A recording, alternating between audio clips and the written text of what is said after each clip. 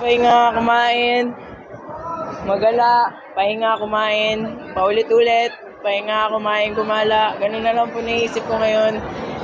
So proud of myself even though top 3 lang still.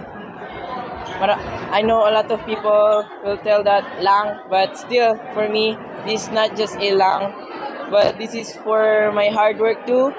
It symbolized my cry, the blood I took out, and the disappointment. But still, this is a bronze medal in the world. Yeah. Describe mo sa amin yung final performance mo. So my final performance was good. I stick the landing. As you can see, guys, that's the most beautiful dismount that I ever did, and that's the most difficult routine that I will ever did. And matter of fact, I'm the first Filipino gymnast that did the casino one with a full twist and a catch and a triple back dismount. I am the first Filipino to do it, Filipino gymnast to do it. I'm just sharing it, you guys, because I'm so proud of myself to the point that I'm sharing this to you. A triple back, and I stick it, guys. So hard work, guys. It's not just a lucky something. It's hard work, you know. Pinag-isipan ko na maayos yan. Here in international, yeah. This is the first time I competed this in international, but in the second time in competition, the first time is in All Japan team. I competed there. Ito na yung last ng juniors. Oh yeah. Bagay ito na last mo, tapos nakadalawang... Yung zero po. Masisira po yung zero. Sorry po. Ayun nga po,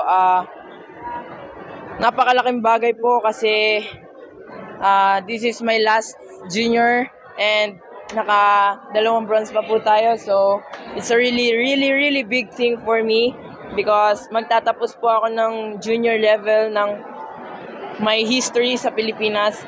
And yeah, ngayon ko lang din po na-realize na I'm in a history na po as a first junior gymnast who got medal in worlds, like that, something keme-kemerutan. Basta, yun na po. Nasa history na po ako.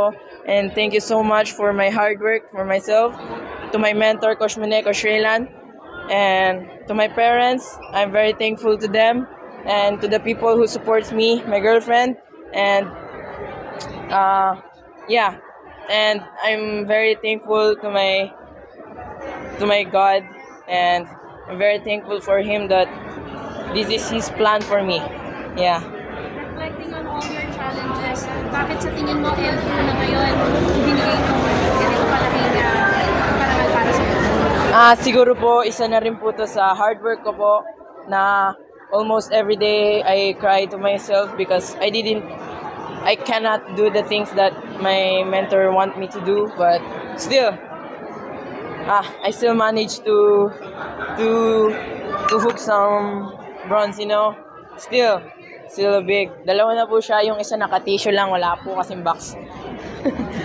Ano yung mga learned lessons mo dito? Learned lesson, you just need to enjoy the things that you are with. You need to value it, you need to treasure it, and you just need to enjoy the things that's happening into your life. Don't listen to anyone who is pulling you down. Don't listen to anyone who says negativity on you. Just keep pushing yourself.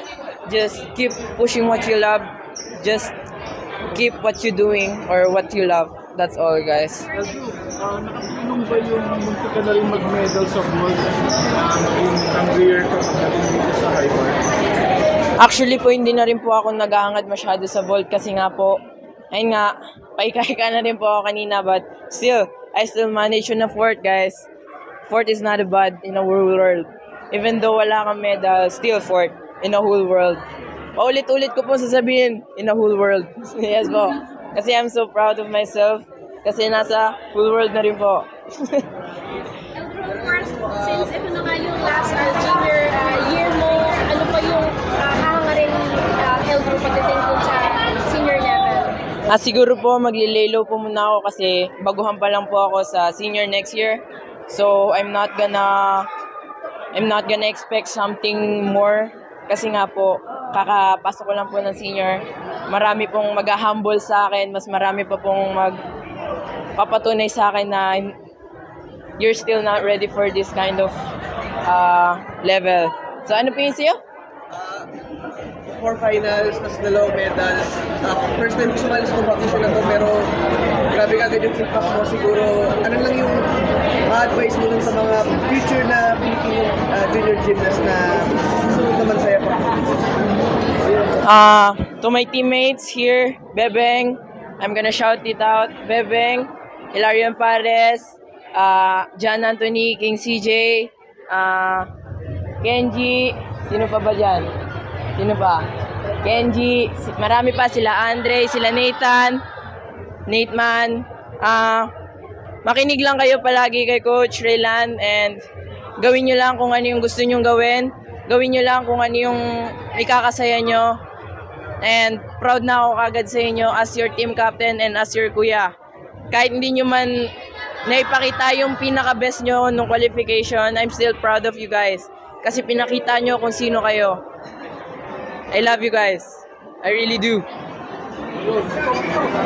Kanina after nung mo parang naging emotional ka agad eh. Parang Oh. pero parang gusto nyo yung sumatagos I got emotional after my competition kasi that's my one of the cleanest routine and I stick the dismount. So I know na magkakaroon ako ng medal kahit bronze, silver, kahit ano man yan. Hindi naman ako masyado nag-aangad ng gold dito kasi first time ko pa nga lang. But still, I still managed to have a medal even though it's bronze lang po. So, yan po. Thank you. What's next for me is I'm going home to Japan and to sleep and to eat and repeat, guys. That's all muna. Amen. Asian Championship po. This year po. Next year po. Next year po siguro Worlds po. Worlds po kagad. Or Championship, ganun po. It's either. Ang dami po eh. Nakapila po sila eh. First time makakasama kayo. Yes po, actually po magkakasama na po kami ni Kuya Kaloy. Andyan po siya actually, nanonood po siya kanina. As you can see, nakita niyo naman po siguro. And I think I made him proud as my brother, not just my teammate, as my brother too.